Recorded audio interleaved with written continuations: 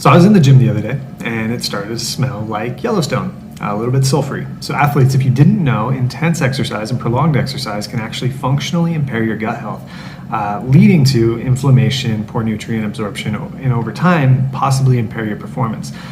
Think irritable bowel syndrome, so IBS, something functional. We've got gas, bloating, constipation, diarrhea, nausea, things like that related to our gut health. So how does this happen? How does intense exercise actually impair our gut health? Intense exercise ultimately lowers blood flow to the gut. We want to redistribute it towards the working muscles. We want to redistribute it towards the activity that we're doing, not digestion. And when the exercise is intense enough or prolonged enough, we can lower that blood flow enough to actually cause some functional damage to the gut. The other thing is that intense exercise or prolonged exercise increases sympathetic activity enough to impair, again, gut movement and possibly nutrient absorption.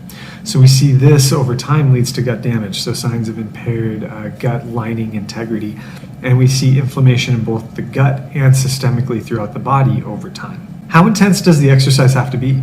So when we look across the studies at this kind of phenomenon, these exercise-associated GI symptoms, we find that changes to the gut wall and changes to GI symptoms will happen as kind of at as low of intensities as 20 minutes at 85% of your heart rate max on a bike, all the way to 4-day military hikes. So 20-minute intense bike rides all the way to 4-day military hikes with like a rucksack and all this stuff on.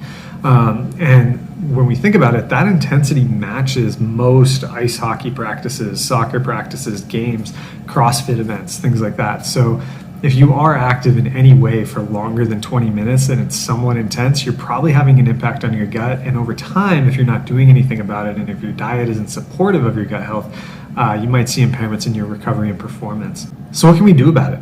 There's a systematic review that looked at supplements that were studied, or nutrients that were studied specifically for exercise-associated GI symptoms. And what we found were bovine colostrum, so cow colostrum, specifically when it was paired with zinc carnosine. We found L-glutamine in high doses, so this amino acid L-glutamine, and we found hydration, particularly with carbohydrates, so glucose, sucrose, think Gatorade, just kind of water and sugar. There was also a look at single strain probiotics and other things that we could look at, but the big ones that popped up were bovine colostrum, glutamine, and water with carbohydrates. How did they help?